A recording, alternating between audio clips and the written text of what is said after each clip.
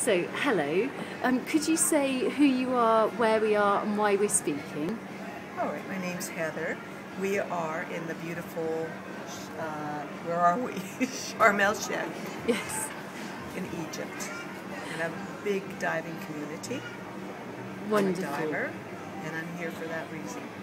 Wonderful. And you've just seen some footage of the underwater wheelchair at a presentation here at Camel. And I was wondering if you'd be happy to say for the camera a few words about how you responded. Well, also as an art teacher, I always think about connections. And I have to go back to 1 hour before I saw that and really knew nothing about it. I happened to be on the boat with another woman in a wheelchair who was sitting right beside me during the whole presentation. An hour before that, I was talking with her mate about the fact that they had just started diving and how the ocean just opened up a whole new world and how you can interact with it, and that's what they're young. I'm old, and I had started diving long ago, and so they asked me, well, what do I think when I go into the ocean? And there's one thing that I think every time, and that's how it really hasn't changed. The fact that we wear a tank. You know, I've dove maybe 30 years now, off and on, but you still, with a tank, and you're encumbered. And when I saw this, wow, we talked about that. Our table got talking about how the technology has changed, and we talked about rebreathers and how there's an advancement with those, but never anything like this. And it was just bizarre when I'm sitting next to this woman, and then you come up on the screen, and we're seeing this, and I could feel her energy next to me.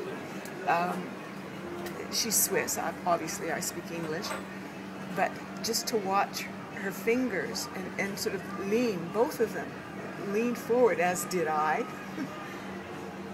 And my first thing is, how did you do that? Like, how is that done?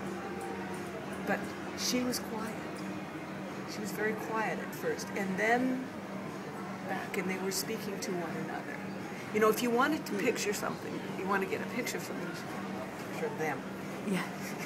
And their conversation. And they were trying to figure out, well, did you do it with your knees? And then we thought that the clear wings were such a fabulous idea, but we didn't want to talk too much because we wanted to watch. And so in between the clips, we chatted a bit. Right. But what a privilege having just the connections, having been on the boat the same day. Yeah. And just, why do these things happen? This could be the future. I mean, if you can do it, anybody can do it. What a statement of empowerment for everybody. What about putting a bubble around it? And I have to go back. The one thing that I thought about that was very different, that I said, you know, on video, you could visit the pyramids, you know, and you could get the feeling without actually going through there. We could do that, but I had said to them, this is the one thing in my life that you cannot videotape or reenact for someone other than being in the water and having the feelings of you're free, and the bubbles and hearing them, being able to interact with the smallest thing and have it react to you or not react.